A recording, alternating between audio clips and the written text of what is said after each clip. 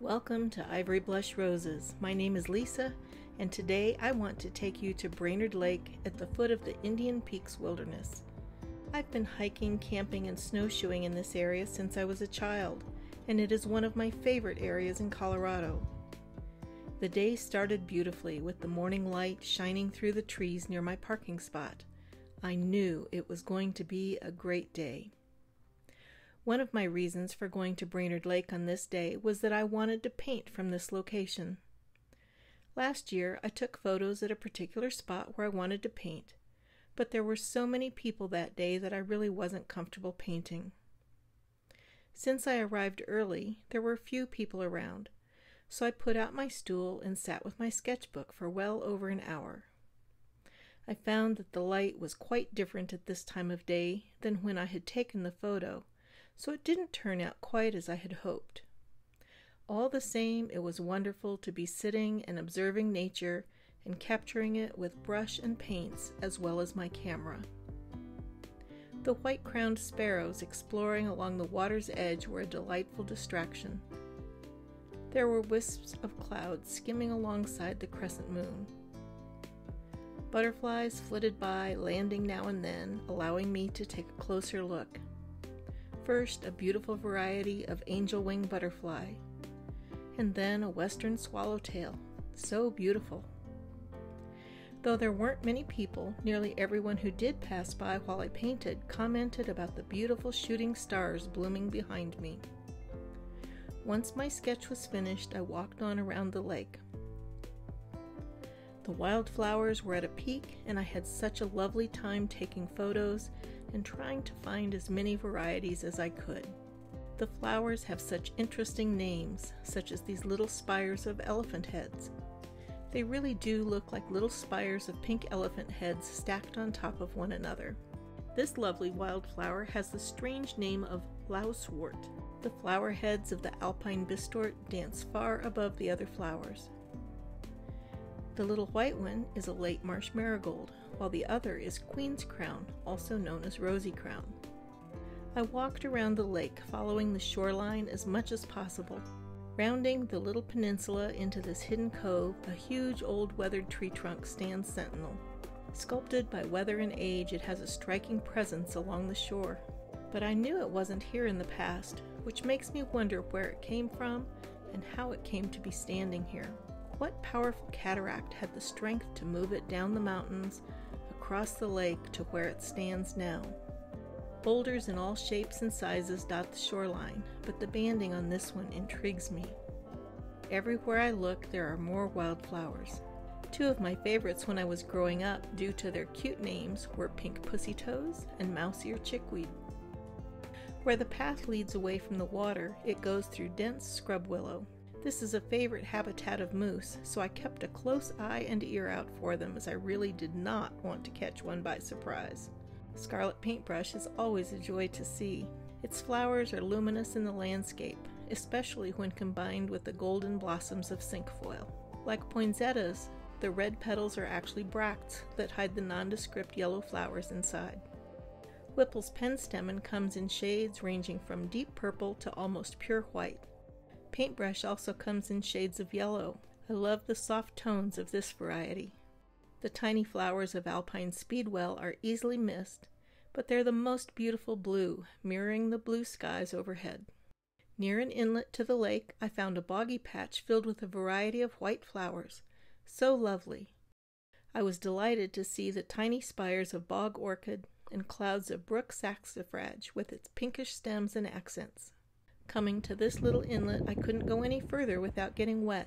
The cove of trees on the other side, with its dark tunnel underneath, intrigues me, so I stopped to do another watercolor sketch. There were lots of distractions. An American dipper, also known as an ouzel, was dipping in and out of the water, bringing up his finds to eat on the rock. Nearby, there was a bumblebee gathering pollen on the Perry's goldenrod. Tucked under a shrub, I found a variety of variegated paintbrush that I had not seen before. I spent a lot of time watching the wind ripple across the water and enjoying the scenery around me, and listening to the sounds of the lake, the wind through the trees, and the creek tumbling by. Memories of hiking Mount Audubon flooded in, It's a difficult hike, ascending to the summit at over 13,000 feet in elevation, but it's one I've done on at least 3 different occasions in years long past. Overhead, I found the layers of clouds moving in different directions and speeds really intriguing. Seeing that deep blue sky above, I was reminded of how seldom we take the time to look straight overhead. After a very enjoyable time painting and eating my lunch, I finished my sketch. Painting in the full sun makes it hard for me to gauge the depth of color, so I knew this one would need some touch-ups later on. I had enjoyed this spot for well over an hour, and it was time to continue my way around the lake. I backtracked a little bit and made my way back up to the road in order to cross the stream, and then headed back down towards the lake. Here the path winds gently through the trees. The shade was very pleasant after sitting in the full sun in the heat of the day to paint. As the path made its way past the base of an enormous fir tree, I stopped to enjoy the flowers at its base that brought a splash of sunlight into the shade of the woods. Then, behind its flowery guardians, I discovered the perfect little arch in the roots, a doorway to the fairy realm if ever there was one. This area of the mountains has received more normal amounts of rain this summer after years of drought. The young trees especially seem to be taking advantage of it as there was so much vibrant new growth. What a joy and relief to see! I could hear the rushing water where the South St. Vrain and Mitchell Creeks enter Brainard Lake, so I went to take a look. These tumbling creeks have brought down many old weathered driftwood tree stumps into the lake. I wonder how many of these will end up on the eastern end of the lake next season. It was such a lovely spot that I sat here for a long time just taking it all in. I especially loved watching the little white butterflies as they danced across the meadow, some singly and others in spiraling pairs. Being here in the solitude of the subalpine forest, I started to feel like I was coming home to myself. I feel more me here in the solitude of nature than I do anywhere else. It takes being still. Gradually, I realized that something had lifted inside of me and that I could truly breathe again. It's something I can't explain, but being here is vital to my existence. What a gift. After a long while, I saw that the clouds were gathering and darkening, and that the sun was going into hiding. It was time to move on.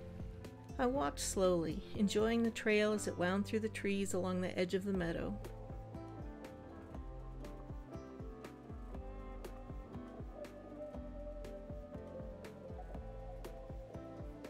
I stop often when I'm out walking to look back at where I came from. I don't want to miss anything. Under the trees, the whortleberry, which is related to blueberries or huckleberries, grew lush and green. I love the pattern its leaves make on the forest floor. More beautiful wildflowers. These were the most delicate blue, so lovely. Then back up to the road to cross Mitchell Creek, the largest of the creeks feeding Brainard Lake. It's tumbling along quite well for late July, which I was glad to see. The afternoon showers started, and I sheltered under the dense canopy of surrounding forest while I watched. For a bit, I walked the old, now unused road on the backside of Brainard Lake. The rain didn't last long, so I made my way back down towards the lake to walk the shoreline back. Everything was beautifully crisp and clear, and the colors so intense after the rain. Sometimes I think that the American robin should be our national bird. I've seen them in nearly every environment in the U.S., and here they are at 10,000 feet in elevation as well. As I turned to walk along the shore, I spotted another dipper waiting a short distance from shore. It was a nice gentle walk back along the shore. The rain had sent most of the people home, and I had the lakeshore completely to myself. Turning back to take a photo of the view, I snapped the shutter just as a raven flew overhead. What fun! On returning to the car, I headed to the nearby overlook to see if there were any moose headed towards the lake. The clouds were growing dark again and the rain began to fall up over the Indian peaks, and I watched as it gradually made its way towards where I was parked. I wasn't ready to leave yet, so it was a good opportunity to try out the new table I had made for the car and to touch up the watercolor sketches I had done earlier in the day. As soon as I settled into work, the rain began. I was painting in the full sun. Just want to touch up a couple of things because I sure don't have the depth color I would like to have on these back hills, which are pretty dark. So I'd like to see if I can add a wash to that. Oh, that just made such a difference. Some of the same issues on this one. Well, it is really coming down out there.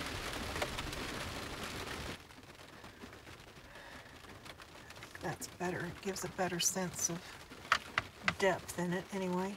What intrigued me was this bit of dark in here, contrasted with the light in front of it and back.